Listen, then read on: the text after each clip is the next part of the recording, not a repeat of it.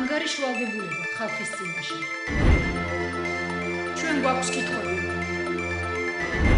ისინი ვალდებულნი არიან გქონდეთ პასუხები.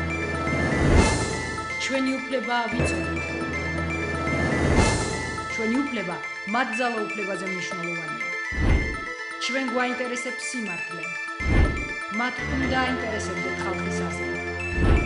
ჩვენ ველოდებით გულახდილ პასუხებს. პირდაპირ საუბარი ეკაბერიძესთან ყოველ საქმეს მაესტროზე. საღამომშვიდობისა თქვენ უყურებთ პირდაპირ საუბარს ეკაბერიძესთან. ბარაკ ობამა ავტოკრატ მმართველებს აფრთხილებს. ამერიკის პრეზიდენტი მოუწოდებს მათ გააცნობიერონ, რომ სოფლიო იცვლება და გაითვალისწინონ, რომ მიუხედავად იმისა, მეგობრები არიან თუ მტრები, ძალის გამოყენებით და დაშინებით ხელისუფლებას ვერ შეინარჩუნებენ.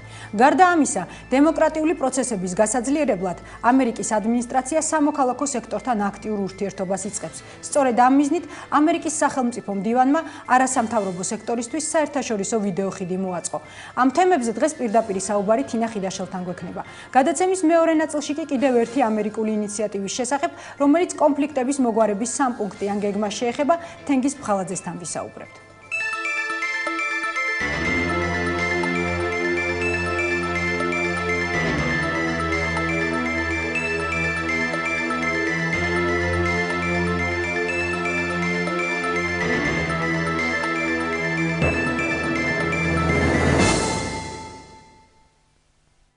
თქვენ უყურებთ პირდაპირ საუბარს, თინა ხიდაშელია ჩვენი სტუმარი, ქალბატონი თინა, მოგესალმებით პირდაპირ საუბრის სტუდიაში და ვიდრე გადავიდოდეთ საერთაშორისო პოლიტიკაზე და საერთოდ პოლიტიკურ თემებზე, მოდით პირველ რიგში შევეხოთ იმ საკითხს, რომელთან დაკავშირებით დღეს პრესკონფერენციაც მოაწყეთ, გულისხმობ თბილისის წყალთან დაკავშირებულ თქვენს არჩევს. რამდენადაც ცნობილია საქალაქო სასამართლომ თქვენი მოთხოვნა თბილისის წყლის თაობაზე მასალების განსაჯაროების შესახებ არ დააკმაყოფილა. პირველ რიგში მაინტერესებს კონკრეტულად რა მასალებზეა საუბარი.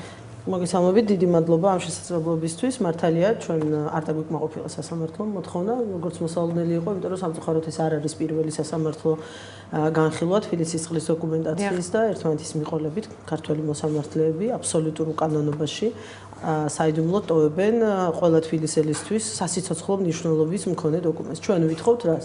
ჩვენ ვითხოვთ ხელშეკრულებას, ვითხოვთ მის დანართებს, ვითხოვთ რომ თბილისელებმა იცოდნენ რა პირობებით გაიყიდა თბილისის წყალი, რამდენი უნდა იყოს წყლის ტარიფი, რომელსაც ისინი ყოველდღიურად იხდიან, როგორი უნდა იყოს წყლის ხარისხი, რომელსაც ისინი სვავენ, როგორი უნდა იყოს წყლის გრაფიკი, თუ საერთოდ უნდა იყოს და როდემდე უნდა იყოს და გამრიცხველიანება როგორ უნდა მოხდეს. თქვენს ეთერში, მაესტროს ეთერში გუშინ გავიდა სიუჟეტი, სადაც თბილისის წყლის დირექტორი ამაყად აცხადებდა, როგორი კეთილშობილია, რომ მრიცხველები 100 ლარი ღირს, ამას მოსახლეობა გადაიხდის, ოღონდ ის კეთილშობილია და ერთად კი არ გადაახდევინებს 24 თვეზე გაუნაწილებს და თვეში მოუწყობს. თქვენი განცხადებით ეს მოთხოვნა უკანონოა, რატომ? ეს მოთხოვნა არის აბსოლუტურად უკანონო და სწორედ ამის განსაჯაროებას ვითხოვთ ჩვენ ისევე როგორც ბევრი სხვა მოთხოვნა. მე დღეს მხოლოდ სამ მოხლზე ვისაუბრებ, ვაპირებ რომ მთლიანად მთელი ხელშეკრულება საზოგადოებისთვის გავხადოთ ნათელი, იმიტომ რომ ძალიან ბევრ მნიშვნელოვან დოკუმენტს შეიცავს ეს ხელშეკრულება. ერთის მხრივ იმის შესახებ რომ თბილისელებს უკანონოდ ზძალავს ფულს თბილისის წყალი, აბსოლუტურად უკანონოდ და მეორე რატომ?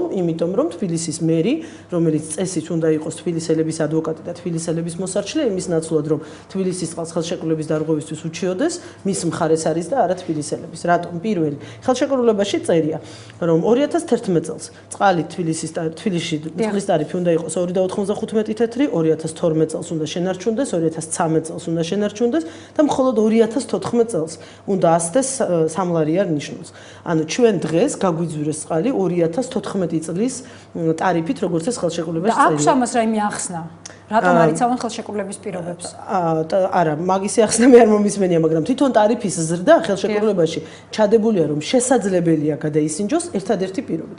თუ გაძვირდებოდა ელექტროენერგია. ელექტროენერგია თბილისში, ყველამ კარგად ვიცით, რომ არ გაძვირებულა ამ ბოლო 1 წლის განმავლობაში. ამიტომ აქ ცალსახად დარღვეულია ხელშეკრულება. აქ ცალსახად თბილისის მერი ვალდებული იყო, რომ თბილისელების ინტერესები დაეცვა და არ დაეშვა ტარიფის მატება. მეორე, ხელშეკრულებაში შავი თეთრზე წერია, ქალაქი ძველ საზღვრებში 2011 წლიდან.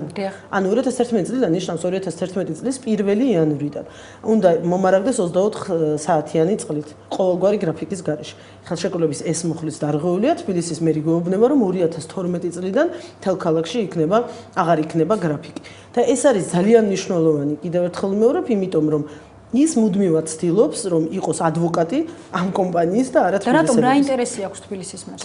ამასთან დაკავშირებით მე უფრო კონკრეტულად ვთქვა დეტალებზე, უკვე შემდეგ ბრიფინგზე ვისაუბრებ, მაგრამ ეხლა ზუსტად შემიძლია ვთქვა, მის ინტერესი ნათელია. თავის დროზე ეს იყო კორუფციული გარიგება, მე ამაზე ბევრჯერ ვისაუბრია, ეხლაც ვიტყვი. კორუფციული იყო იმიტომ, რომ გაცილებით უფრო მაღალი გადასახადი, უფრო მეტი ფასი ვინ შესთავაზა თბილისის წყლისთვის ესპანურმა და ფრანგულმა კომპანიებმა. გაცილებით უფრო უკეთესი პირობები ვინ შესთავაზა, ანუ სატარიფო გეგმა გაცილებით უფრო მომგებიანი თბილისელებისთვის.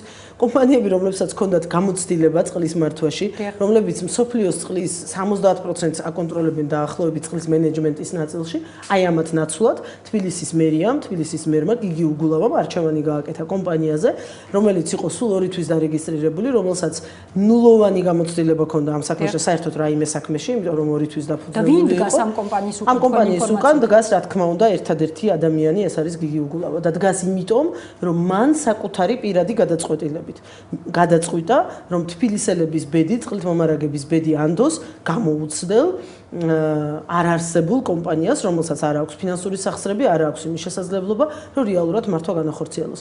რატომ გიგი უგულავა? იმიტომ რომ ამ კომპანიის დირექტორი იმ მომენტიდან, როდესაც თბილისის წყლის გასხვისება გადაწყდა, იმ მომენტამდე, სანამ თბილისის წყალი გაყიდიდა მთელ ქონებას, რომელიც რეალურად ყველაზე მნიშვნელოვანი იყო გიგი უგულავას უახლოესი ნათესავი ბატონი ქელბაქიანი. მათ თავის საქმე გააკეთეს და შემდეგ ის წავიდა. და ეხლა ნუ რაღაცა გერმანელი კაცია, რომელიც აი ესეთ ოჯინასავით არის და კი მასთან არავის პრეტენზია შეიძლება ესე აპრიორი არ ქონდეს, მაგრამ კიდევ ერთხელ ვიმეორებ, რომ სრულიად ნათელი არის აქ კორუფციული სქემა, სხვანაირად გაუგებარია, აუხსნელია, რატომ იტანს, მაშინ როდესაც ხელშეკრულება პირდაპირ ამბობს, რომ თუ კი ირღვევა ხელშეკრულების პირობები, მაშინ ირღვევა ხელშეკრულება და უფლება აქვს უკვე გნებავთ ქალბატონ კობალიას, როგორც ქვეყნის ეკონომიკის მინისტრს, გნებავთ ბატონ უგულავას, როგორც ქალაქის მერს, ეს ხელშეკრულება დააყენოს ეჭქვეშ, წავიდეს სასამართლოში და მოითხოვოს თბილისელების ინტერესების დაცვა. რაც შეეხება ოფიციალურ მიზეზს, სასამართლოს გადაწყვეტილება როგორ მე არ ვიცი, მოსამართლეს არ უთქვამს არც ერთი მიზეზი, მან თქვა, რომ ის 14 დღეში ჩაგვაბარებს მოტივირებულ გადაწყვეტილებას, სადაც ჩვენ ნახავთ. როცა შემდეგ თემას გადავართ, ერთი რამ მინდა ვთქვა, იმიტომ რომ დღეს მერიის წარმომადგენელმა გააკეთა კომენტარი, სადაც აი აქ მაქვს Interpress News-ზე იდო ეს კომენტარი, სადაც ის ამბობს, რომ ხელშეკრულება კომპანიის კომერციული საიდუმლოება, მე კარგად ვიცნობ ამ ხელშეკრულებას და დღეს მოქმედ ტარიფს იგი არ ეწინააღმდეგებაო. ესეთ არის, ფიცი მწავს ბოლო მაკვირვებს. მე ხელში მიჭირავს ხელშეკრულება. მე ვლაპარაკობ ეხლა აქ მე ამ წამოვიღე მარტო ის რამოდენიმე გვერდი. 9 ტომია ეხ ბუნებრივია იმითი ვერ ვივი. ხელშეკრულება მაქვს ოფიციალურად ლეგალური გზებით მოპოვებული, მიუხედავად იმისა, რომ სასამართლომ არ დააკმაყოფილა ჩემი მოთხოვნა. და ამ ხელშეკრულებაში ყველაფერი შავ თეთრზე წერია. ისინი გველაპარაკებიან ზეპირ სიტყვიერად და სიტყვაზე უნდა გვენდო თუ ამბობს დღევანდელი თბილისის მერია. მე ძალიან მარტივი ტესტი შევთავაზე მათ სასამართლოში. ხო, ჩვენ ვუთხარით, რომ განვასაჯაროთ ეს დოკუმენტები და უცბად გამოჩნდება, ვინ არის მწვადი, ვინ არის მართალი. კომერციული საიდუმლოება შეუძლებელია, რომ იყოს თბილისის წყალთან დაკავშირებული ინფორმაცია. მარტივი მიზეზის გამო. კომერციული საიდუმლოება ვერ გექნებათ თქვენ თუ ხართ მონოპოლისტი და არ ყავთ კონკურენტი. ეს არ არის ხელთათმანების წარმოებელი ფირმა, რომელიც შეიძლება იყოს 27 და ერთმანეთთან რა თქმა უნდა მათ კომერციული საიდუმლოება აქვთ იმისთვის, რომ კონკურენტმა არ გაიგოს. ამ კომპანიას არ ყავს კონკურენტი. თავისი არსით ვერ ექნება მისი ინფორმაცია კომერციული საიდუმლოება და ამასთანავე ჩვენ არ ვითხოვთ ბალანს, ბუღალტრულ დოკუმენტაციას, ჩვენ ვითხოვთ მარტივ რაღაცებს, ჩვენ ვითხოვთ ტარიფის სქემას, ჩვენ ვითხოვთ წყლის ხარისხის შესახებ ინფორმაციას, ჩვენ ვითხოვთ გრაფიკთან დაკავშირებულ ინფორმაციას. უარი მიიღეთ? კი, იმიტომ რომ ეს ყველაფერი ხელშეკრულებაში წერია, რომელიც ვირტუალურად თურმე გასაიდუმლოებულია. მე მოსამართლეს ძალიან მარტივი ტესტი ჩაუტარე. მე მას ვთხოვე ესეთი რამ, იმიტომ რომ მე ხო ვიცოდი რომ იქ მხარე იტყოდა რომ კომერციული საიდუმლოება პირველი პროცესი არ არის. მე შუამდგომლობა დავიყვანე სასამართლოში ძალიან მარტივი. მე ვთქვი რომ ხომ ამბობენ ესენი რომ კომერციული საიდუმლოება. კი ბატონო, არ მინდა ხელშეკრულება მთლიანად. მუხლი სადაც წერია, რომ ჩემსა და ეკაბერიძეს შორის მაგალითად ხელშეკრულება არის კომერციული საიდუმლოება. ეს მუხლი ხო შეუძლებელია თავისთავად იყოს საიდუმლოება, ხო? მე ვთქვი ძალიან მარტივი რამე, მოსამართლეს ვთხოვე. გააკეთოს ამ მონაწერი ოფიციალური ხელშეკრულება და ამ მუხლი X-ი, იმიტომ რომ ეს მუხლი არ არის ხელშეკრულებაში. სრული პასუხისგებლობით ვაცხადებ. არ არსებობს. მთლიანად 9 ტომი მაქვს მე ამ ხელშეკრულების, ყველა დანართი, 22-ვე დანართი მაქვს. ესეთი მუხლი ამ ხელშეკრულებაში არ არსებობს. ამიტომ მე ვითხოვდი რომ მომიტანეთ ამ მონაწერი ხელშეკრულებიდან ამ ერთი მუხლის სადაც ეწერება რომ ეს არის კომერციული საიდუმლოება და მე წავალ პროკურატურაში, იმიტომ რომ ეს იქნება გაყალბებული დოკუმენტი. რა თქმა უნდა, მათ ეს ამონაწილე ვერ მოიტანეს, იმიტომ რომ ესეთი მუხლი ხელშეკრულებაში არ არის, მაგრამ ნუ ეს სიტყვაზე უნდა ვენდოთ, ხო? ნუ გასაგებია ეს მოსალოდნელი იყო აბსოლუტურად. რა ბერკეტი გაქვს? იცით რა, ჩემ მე მაქვს ერთადერთი გარდა თქვა გამოქვეყნების. მე მაქვს ერთადერთი ამ შემთხვევაში მე ვაპირებ იმას, რომ მთელი ეს დოკუმენტი გავაცნო საზოგადოებას, გავაცნო ყველას, მათ შორის საერთაშორისო ორგანიზაციებს, რომლებიც პერიოდულად ძალიან გულწრფელად იტყვიან ხოლმე, რომ იცით კორუფცია დამარცხებულია ამ ქვეყანაში. მიშა სააკაშვილი, რომელიც ესეთი გაფართოებული თვალებით ყვიროდა პარლამენტის ხდომაზე, რომ ეს ჩემი პირადი ღირსების საქმეა საქართველოს კორუფცია არ არის, აბა მითხარით სადაც კონკრეტული მაგალითი. საპარლამენტო კი ბატონმა ჩახვაძემ უფრო მეტად რომ დავაკონკრეტოთ, ეს არ ნიშნავს რომ საქართველოში არ არის ელიტარული კორუფცია და ჩემი ამოცანა არის რომ მე დავამტკიცო, დავამსხვრიო ეს მითი ქართული საზოგადოებისთვის, არა მიშა სააკაშვილისთვის, რომელმაც ძალიან კარგად იცის, იმიტომ რომ ამ კორუფციით ცხოვრობს და მოიწყო კომფორტი თელმა მისმა ჩინოვნიკურმა აპარატმა. მისთვის არა, არამედ ქართული საზოგადოებისთვის, რომელიც ნაწილით შესაძლებელია გულწრფელად ფიქრობს, რომ კი, ბევრი პრობლემებია, მაგრამ კორუფცია არ არის. მარტივი ამბავია. ქვეყანაში თუ არსებობენ მონოპოლისტები, ეს იმას ნიშნავს, რომ ფასი გაიზრდება. ხელისუფლება საქართველოში არის ერთადერთი ბიზნესმენი. ერთადერთი ბიზნესმენი. ყველა ბიზნესი, რომელიც წარმატებულია, რომელსაც აქვს შანსი მოიგოს სახელმწიფო კონტრაქტი, მონაწილეობა მიიღოს ტენდერში და იყოს წარმატებული, რომელსაც აქვს შანსი, რომ ხვალ პოლიცია არ მიადგეს და საპროცესო გარიგება არ შესთავაზონ მის დამფუძნებელს, ყველა ასეთი კომპანია არის ხელისუფლება. და ამას დავამტკიცებ მე. ძალიან ბევრი ღონისძიება გვექნება რესპუბლიკელებს შემდეგი კვირეების განმავლობაში, ორჯერ, სამჯერ კვირაში, ჩვენ სხვადასხვა დოკუმენტებს გამოვიტანთ საზოგადოებისთვის, რომელიც უამრავი დაგვიგროვდა, ძალიან ბევრი ადამიანი მოდის ჩვენთან, რომელსაც მოაქვს ეს დოკუმენტები, იმიტომ რომ მათ ნახეს რა შედეგს ელიქვა ბატონთინა. ეცეთ რა არის ორი შედეგი შეიძლება ამ შემთხვევაში დადგეს.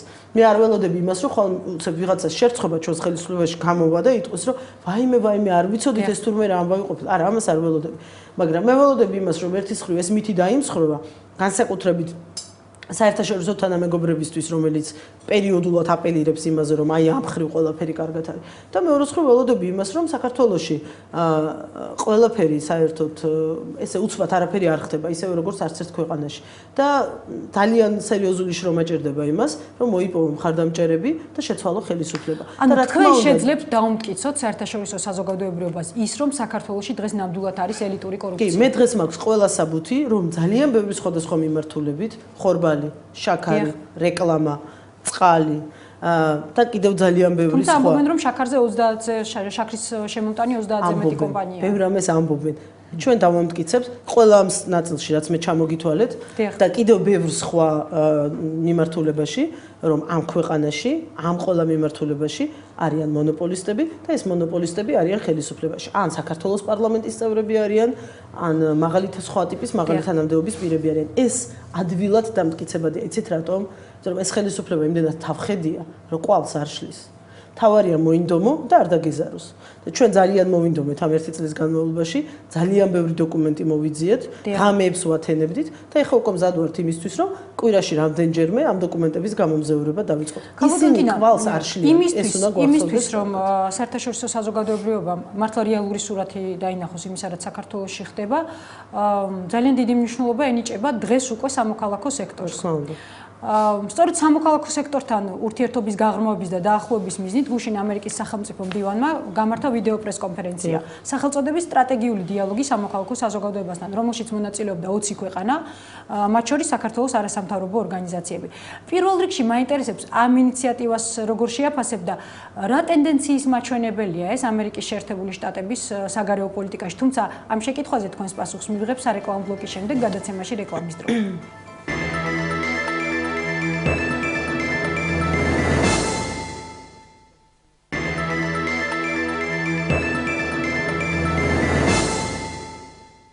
თქვენ უყურებთ პირდაპირ საუბარს, თინა ხიდაშელია ჩვენი სტუმარი. ქალბატონი თინა, სწორედ სამოქალაქო საზოგადოებასთან დაახლოების მიზნით გუშინ ამერიკის სახელმწიფო მდივანმა გამართა ვიდეო პრესკონფერენცია, რომელშიც 20 ქვეყანა მონაწილეობდა, უпростоრად 20 ქვეყნის არასამთავრობოები და მათ შორის საქართველო.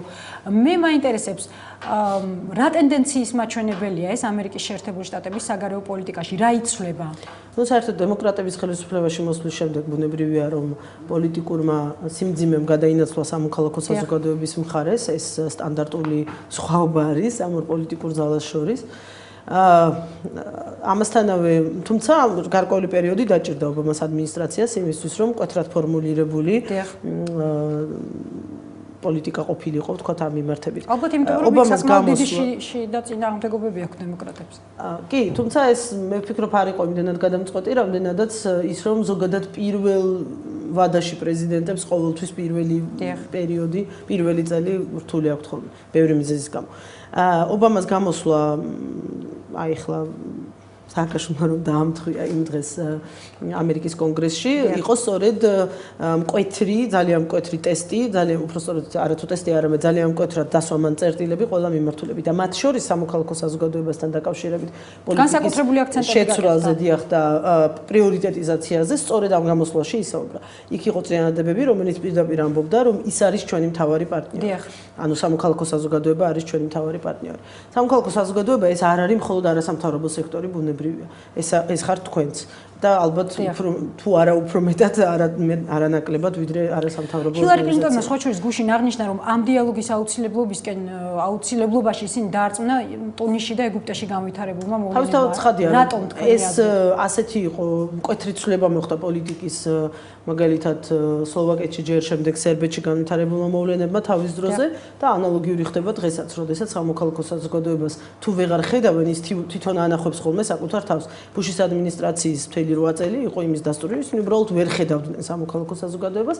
საქართველოში კონკრეტულად ჩვენ შემიძლია სრული პასუხისმგებლობის ვთქვა, რომ 2004 წელს, როდესაც დაიხურა საქართველოში დემოკრატიის პროგრამა, ამერიკის შეერთებული შტატების მიერ დაფინანსებული დემოკრატიის პროგრამა, მე მაშინ ჯერ კიდევ არასამთავრობო სექტორში ვიყავით, ჩვენ ძალიან ბევრჯერ ჩავედით ვაშინგტონში და სრულიად პირდაპირ გვეუბნეოდნენ ჩვენ იქ, რომ საქართველოში დემოკრატია შესრულებული ამოცანაა და ის აღარ არის პრიორიტეტი. ესეთი რამე ბუნებაში შეუძლებელია ხდებოდეს. იმის მიუხედავად 2004 წელს აქ იმედები როგორი იყო, იმის მიუხედავად ვინ რას ფიქრობდა, ვის რა მოლოდინები ქონდა ვარდების რევოლუციისგან. ერთ წუთი ამას თავი დავდგეთ. ამის მიუხედავად თავისთავად განცხადება იმაზე, რომ დემოკრატია დამთავრდა, შედგა და პრობლემა აღარ არის, მაშინ როდესაც ვარდების რევოლუცია სულ რამოდენიმე თვის მომხდარია და სულაც არ არის ნათელი, რომ ეს იქნება სტაბილური განვითარება, სულაც არ არის ნათელი, როგორი იქნება კურსი, პირიქით, საკონსტიტუციო ცვლილებები მივიღეთ ჩვენ სრულიად კატასტროფული, ხო?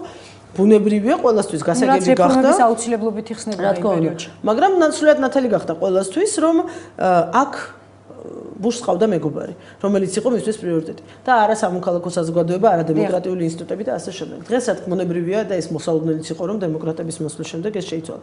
ჰილარი კლინტონმა გუშინ ძალიან საინტერესო პასუხი გასცა და მე ისეთი პირადი სიამაყე მაქვს, რომ ამ 20 ქვეყნიდან 4 კითხვას უპასუხა და მათ შორის ერთი ახალგაზრდა იურისტების ხელმძღვანელის ჩუგოშვილი შეკითხვა. სანამ თქვენ გააკეთებდეთ აქცენტს, მე მინდა რომ ეს შეკითხვა უბრალოდ მაყურებელსაც გავაცნო. თამარ ჩუგოშვილის შეკითხვა მისი შინაარსი მდგომარეობდა შემდეგში. ჩვენ ვფიქრობთ, რომ ქვეყნის ეკონომიკურ განვითარებას დემოკრატიული ღირებულებები და კანონის უზენაესობა ეწირება. ეს ნორმალური პროცესია თუ არა? ამ კითხვას უპასუხა ამერიკის შეერთებული შტატების საგანგებო ელჩმა ქალთა გლობალურ საკითხებში მელანი ვერვეერმა. მისი პასუხი ასეთი იყო: თუ არ გექნებათ კანონის უზენაესობის, დემოკრატიული მმართველობისა და ეკონომიკური განვითარების კომბინაცია, თქვენ ვერ მიაღწევთ მდგრად ეკონომიკას. მე მაინტერესებს თქვენი აზრი იმის შესახებ, პრაქტიკაში როგორ უნდა განხორციელდეს ეს რჩევა? პრაქტიკაში ეს რჩევა უკვე ამ რჩევის განხორციელება უკვე დაწყებულია. ამერიკის შეერთებულმა შტატებმა გასულ წელს აღადგინა საქართველოს დემოკრატიის პროგრამა, რომელიც დახურული იყო კიდევ ერთხელ ვიმეორებ 6 წლის განმავლობაში. საქართველოში მოქმედება დაიწყო რამოდენიმე მიმართულებით დემოკრატიის პროგრამა, მათ შორის მედიის განვითარების და ხვალ არის სწორედ აირექსის ოფისში. ამ პროგრამის აღდგენა რას ნიშნავს ხალბატონი? ის რომ ამერიკის ხელისუფლებამ შეცვალა დამოუკიდებლობა, რაზეც თქვენ წერთ, ანუ რომ საქართველოში უკვე მიღწეულია მიზანი დემოკრატიის. თავისთავად ცხადია, ეს ნიშნავს ერთის მხრივ უკან დახევას იმ პოლიტიკიდან, რომელიც 2004 წელს გამოგვიცხადეს და მეორეს მხრივ გაცნობიერებას იმისი, რომ საქართველოში ფუნდამენტური პრობლემებია და ეს პრობლემები კიდევ უფრო მეტად გაღრმავდება თუ სამოქალაქო სექტორი, განსაკუთრებით არასამთავრობო სექტორი და ჟურნალისტები, იმიტომ რომ ჟურნალისტებსაც ძალიან სერიოზული პრობლემები აქვთ ამ ქვეყანაში, იქნებიან მიტოვებული საკუთარი თავის ანაბარად და ეს ხდებოდა 6 წლის განმავლობაში. მათი ბუნებრივი პარტნიორი ხართ სწორედ თქვენ და არასამთავრობო სექტორი. პარტნიორი, რომლის იმედით შეიძლება გქონდეთ და პარტნიორი, რომლის შესახებაც საუბრობდა ობამა, როდესაც ამბობდა, აი ცნობილ განცხადებას აკეთებდა რა სულ ახლა ხანს, რომ ვისაუბრებთ აუცილებლად რომ ავტორიტარ მმართველებთან მას პრობლემები აქვს და სამოქალაქო საზოგადოების მხარეს არის. თუმცა ქალბატონთინა სამოქალაქო საზოგადოებას დემოკრატიულ ქვეყნებში შეუძლია ზეგავლენის მოხდენა ხელისუფლებასთან თავის განწყობილებზე. საქართველოში როგორ გესახებათ, ანუ სამოქალაქო სექტორის მიერ რაიმე ზეგავლენის მოხდენა და დაუშვათ მთავრობის გადაწყვეტილება. ეს ესე არ არის, იმიტომ რომ პროცესი და ტემპი განსხვავებულია, ბუნებრივია, დემოკრატიულ ქვეყანაში რეაგირება ხელისუფლების მხრიდან გაცილებით უფრო სწრაფი, ეფექტური და სიღრმისეულია ვიდრე ავტორიტარულ ქვეყნებში, მაგრამ ესე არ არის, რომ ეს რეაგირების გარეშე რჩება. საქართველოში პრობლემა ის არის, რომ ყველა ესეთი ტიპის მოქმედებები, აი მე და თქვენ ეთერამდე ვსაუბრობდით ჟურნალისტურ გამოძიებაზე, ხო? ჟურნალისტური გამოძიება იქნება ეს თუ რაიმე სხვა ტიპის კორუფციული გამოძიებები იქნება, ეს უფლებათა დაცვა. რაზეც განსაკუთრებულ აქცენტს აკეთებენ საერთაშორისო ორგანიზაციები და სხვა შორის პირადად ამერიკის ელჩმა არაერთხელ გააკეთა. ეს არის ძალიან ფრაგმენტული, იმის გამო რომ ერთის მხრივ არ არსებობს ნაციონალური მედია და ერთგვარად ყოველას განწყობა ესეთი არის, რომ რა მნიშვნელობა აქვს ვიშრომებ, ძალიან კარგ ფილმებს გადავიღებ, გავაკეთებ, მაგრამ ნახავს მოსახლეობის, არ ვიცი, რაღაცა 20%, ხო, ყველაზე კარგ შემთხვევაში. მეც უბრალოდ ხელი ამისკენ არ მიუწვდება. ერთ-ერთი მიმართულება, რომელზეც ახლა აქტიურად არის საუბარი, რამდენადაც მე ვიცი ამერიკის შეერთებული შტატების შეხან, არის ასევე ელექტრონული მედიის უკაცრავად ელექტრონული მედია, ინტერნეტ მედიის განვითარება, და სოციალური ქსელების გამოყენების კიდევ უფრო მეტად გააქტიურება და ხელის შეწყობა და ძალიან ბევრი პროგრამები იგეგმება. სპეციალური გამოსვლა მიეძღვნა ჰილარი კლინტონის. სპეციალური პროგრამებიც იგეგმება საქართველოში ამ სეგმენტის გასაძლიერებლად, იმიტომ რომ ძალიან ბევრი ხელმომწერთა ადამიანია უკვე ჩართული ამ სოციალურ ქსელებში, მათ შორის საქართველოში და არა მხოლოდ საქართველოში. ირანი, ეგვიპტე იყო კარგი მაგალითი იმისი, რომ სწორედ სოციალური ქსელებიდან მოხდა ეს მობილიზაცია და საზოგადოების დარაზმვა, ხო?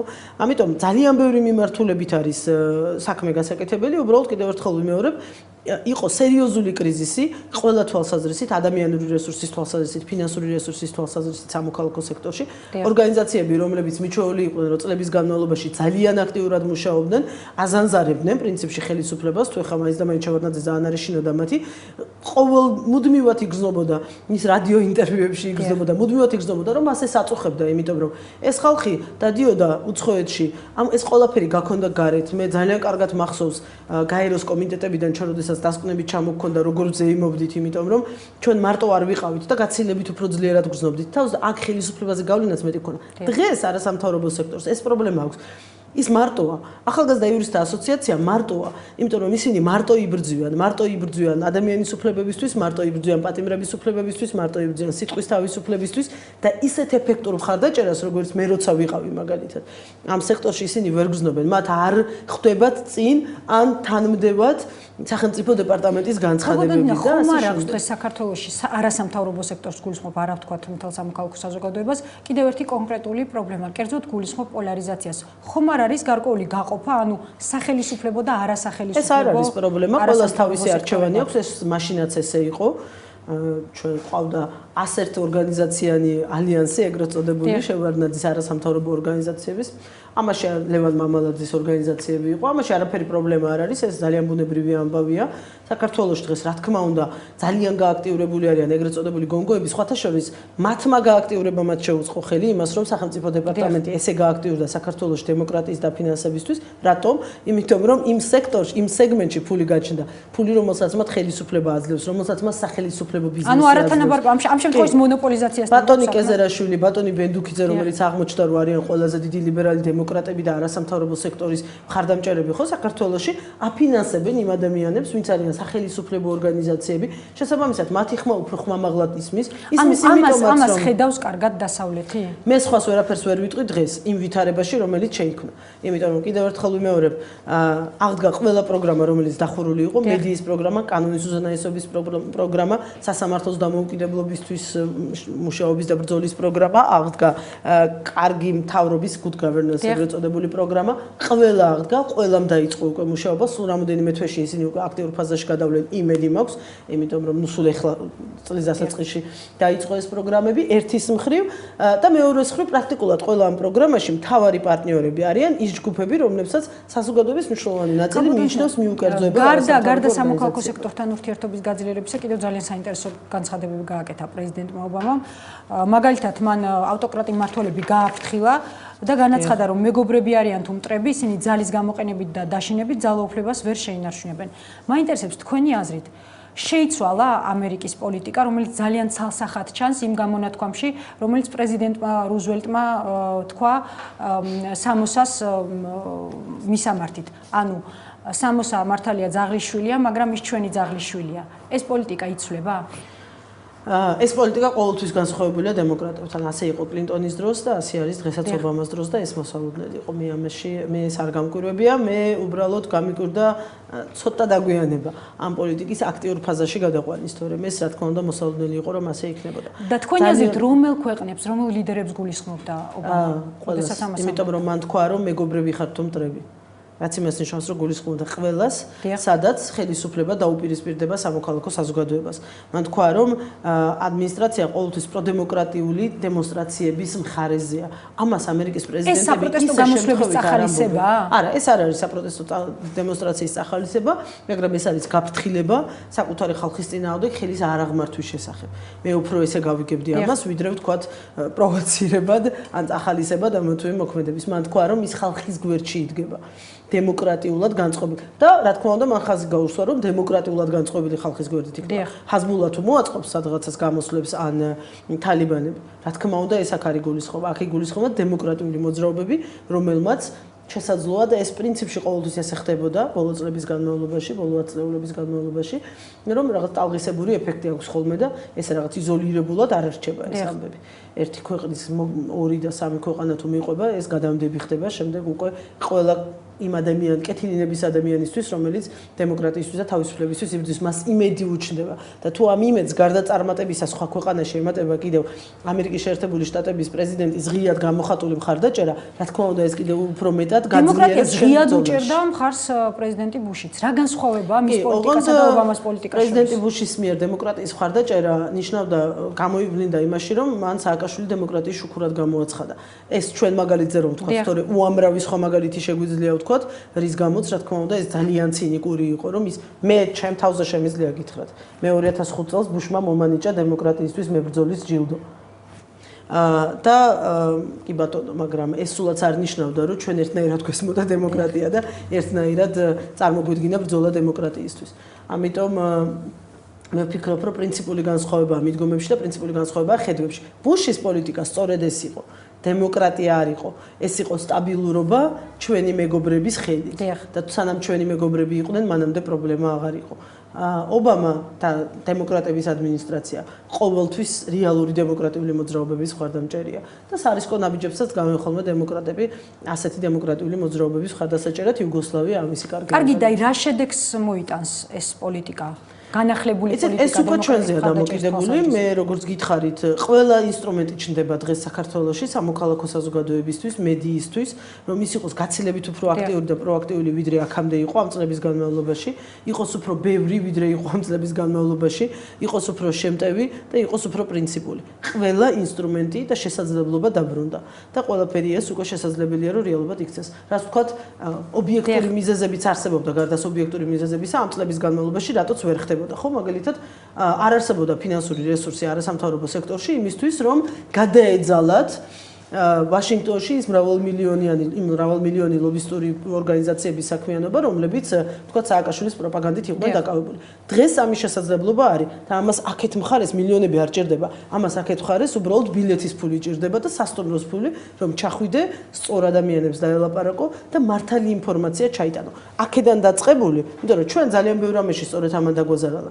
ჩვენ 6 იანვარს არასწორი ინფორმაციით გაჟღენთილი ამერიკელი კონგრესმენის განცხადებამ დაგვაზარალა, რომელმაც არჩევნების ოფიციალური შედეგების გამოცხადებამ და უთხრა ქართულ ხალხს, რომ სააკაშვილი მათი პრეზიდენტია ყოველგვარი მეორე ტურის და ყველაფრის გარეშე. და ეს იყო პირდაპირ შედეგი, აი სწორედ ამ მთელი პოლიტიკის, როდესაც არსებობდა ადამიანების ჯგუფი, რომელსაც ყველა შესაძლებლობა და ფინანსური რესურსი ჰქონდა, ერთის მხრივ რომ ეს ტყუილი, ცრუ ინფორმაცია, დეზინფორმაცია, ეს ტყუილის მანქანა ემუშავებინა არა მხოლოდ თბილისში, არამედ ვაშინგტონშიც და მეორე მხრივ ეს უამრავი ლობისტური ფილმები, რომლებშიც ყაზახეთზე 10-ჯერ მეტ ფულს იხდის საქართველოს. ანუ უნდა ვივარაუდოთ, რომ შემდეგი არჩევნები თუნდაც ამის გამო უფრო ობიექტური იქნება. ეს რა მე ხა ესე ეს ძალიან რთული თემაა და ძალიან უპასუხისმგებლო იქნება ჩემის მხრიდან, რომ სრული რწმენით თქვა ეხლა მე, რომ ეს შემდეგი არჩევნები იქნება პრინციპულად განსხვავებული, იმიტომ რომ ერთის მხრიდან ხელისუფლება. არა, გულისხმობ ამ ერთ ფაქტორს ამ შემთხვევაში, იმიტომ რომ დანარჩენ ჯერჯერობით ნათელი არ არის. ჩვენ ყველას უფლება გვაქვს რაღაცების გჯეროდეს, ხო და საერთოდ თუ არაფერს არ გჯერა, სიცოცხლესაც აზრი არ აქვს.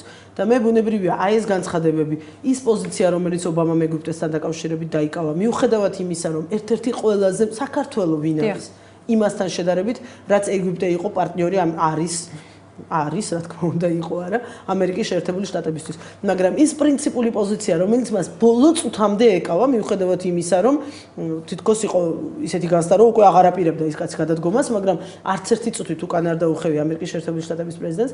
ამას მოყოლილი უკვე აი ეს განცხადება, როგორც თქვათ, რეაგირება დანარჩენი მსოფლიოსთვის გასაგონად, რომ ყველგან ისეთივე პრინციპული იქნება.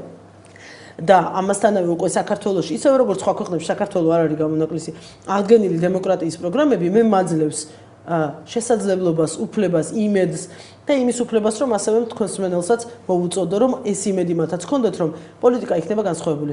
მინიმუმ იმ დონეზე, რომ 6 იანვარი აღარ განმეორდეს, მინიმუმ ამ დონეზე. თუმცა პრევენცია, რა თქმა უნდა, ასევე ძალიან მნიშვნელოვანია. მადლობთ. თინა ხიდაშელი იყო ჩვენი სტუმარი გადაცემაში რეკლამის დრო, რეკლამის შემდეგ თენგიზ ფხალაძესთან ერთად დავუბრუნდებით.